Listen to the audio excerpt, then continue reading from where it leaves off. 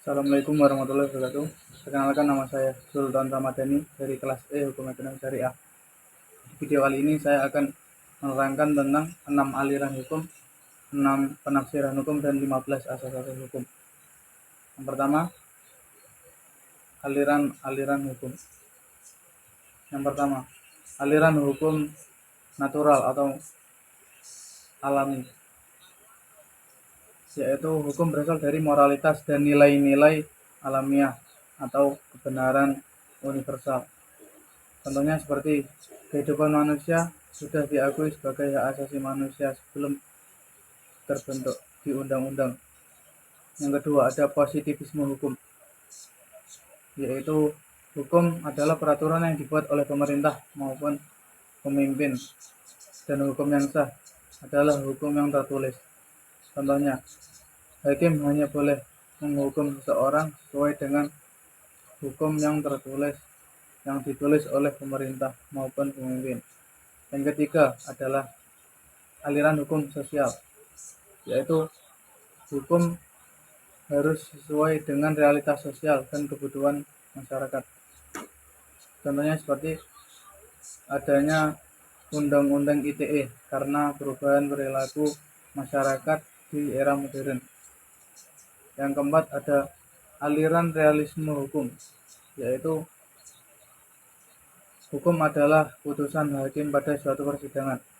Contohnya, terdapat dua kasus yang sama tapi bisa mempunyai hasil yang berbeda sesuai dengan putusan hakim tersebut.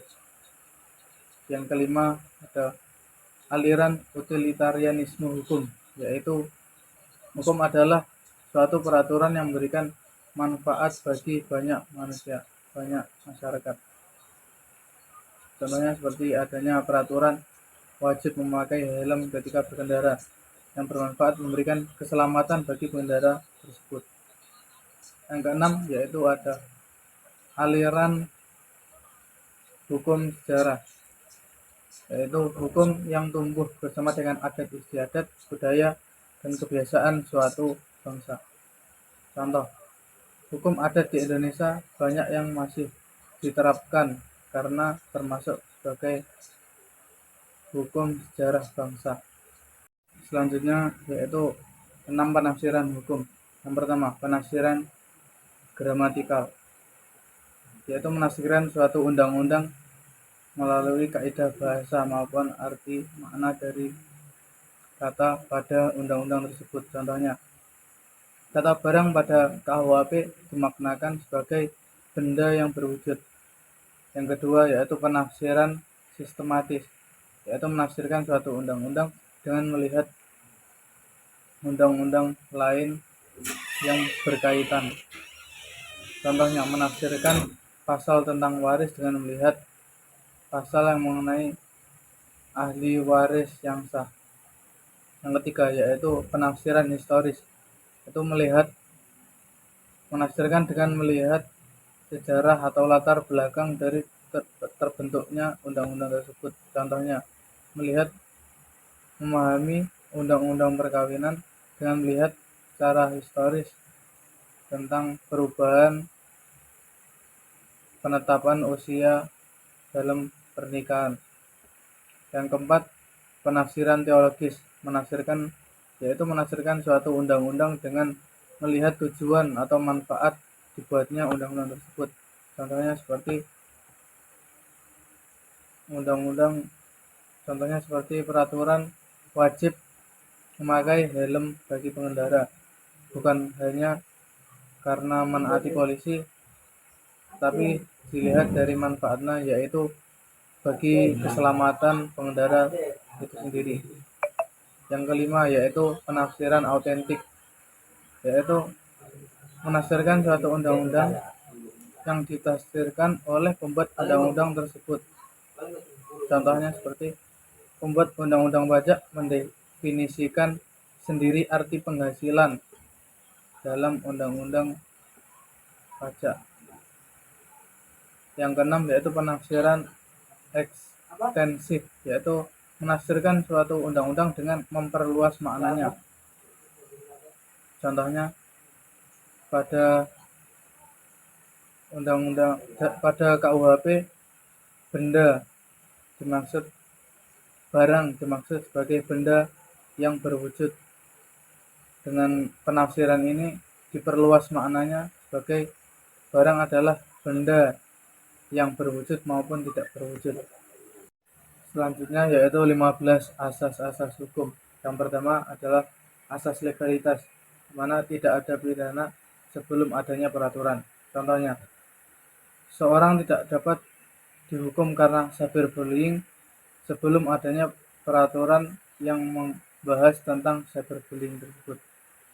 Nah, selanjutnya yaitu asas kepastian hukum. Hukum harus jelas, konsisten, dan tidak membingungkan.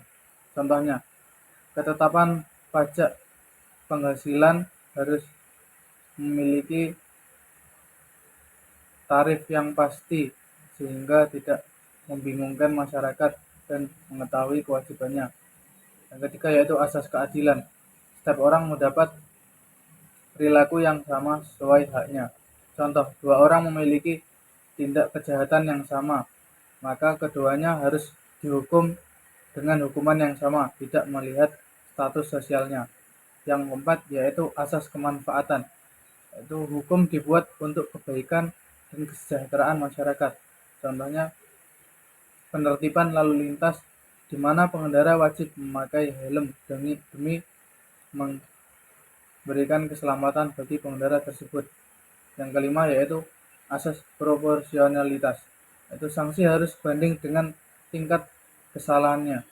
Contoh, seseorang yang melakukan kejahatan kecil seperti telat pajak tidak bisa dipenjara karena seharusnya hanya diberikan denda. Yang keenam yaitu asas persamaan di hadapan hukum. Semua orang memiliki hak dan perlakuan hukum yang sama. Contoh, pejabat dan warga biasa sama-sama dapat dipidana jika melakukan korupsi. Yang ketujuh yaitu asas non-retroaktif, yaitu hukum tidak dapat berlaku surat ke masa sebelum aturan dibuat. Contohnya, undang-undang baru tentang pajak tidak bisa menghukum pelanggar sebelum undang-undang tersebut diresmikan. Yang kedelapan yaitu asas itikat baik, di mana setiap pihak dalam hubungan hukum harus berlaku jujur. Contoh, penjual harus menjelaskan barang dagangannya dengan jelas kepada pembeli, tidak berbohong, harus jujur ke penjualnya. Yang kesembilan yaitu asas praduga tidak bersalah, yaitu seseorang dianggap tidak bersalah jika tidak mendapatkan keputusan dari pengadilan. Contoh, polisi tidak dapat menetapkan seseorang sebagai tersangka sebelum mendapatkan putusan dari hakim. Yang ke-10 yaitu asas keterbukaan, yaitu proses hukum harus bisa diawasi publik. Contoh, sidang pengadilan terbuka untuk umum kecuali perkara tertentu seperti perlindungan anak. Yang ke-11 yaitu asas akuntabilitas, yaitu setiap tindakan pejabat hukum harus bisa dipertanggungjawabkan. Contoh, polisi yang salah menangkap tersangka bisa dilaporkan dan diperiksa oleh Propam. Yang ke-12 yaitu asas efisiensi dan efektivitas, yaitu proses hukum harus cepat, tepat, dan hemat sumber daya. Contohnya, penggunaan sistem e-court membuat pendaftaran perkara dilakukan secara online agar lebih cepat dan efisien. Yang ke-13 yaitu asas kekeluargaan, yaitu mengedepankan musyawarah, kesepakatan bersama, dan harmonisasi. Contohnya, penyelesaian sengketa tanah adat yang bisa diselesaikan dengan musyawarah bersama tanpa harus diangkat ke pengadilan. Yang ke-14 yaitu asas keseimbangan, yaitu menempatkan hak dan kewajiban secara adil antara pihak-pihak. Contohnya, seperti dalam kontrak sewa, pemilik berhak menerima pembayaran tetapi juga berkewajiban memberikan tempat yang layak bagi penyewanya. Yang ke-15 adalah asas perlindungan hak asasi manusia, yaitu Hukum wajib menjaga hak dasar manusiawi.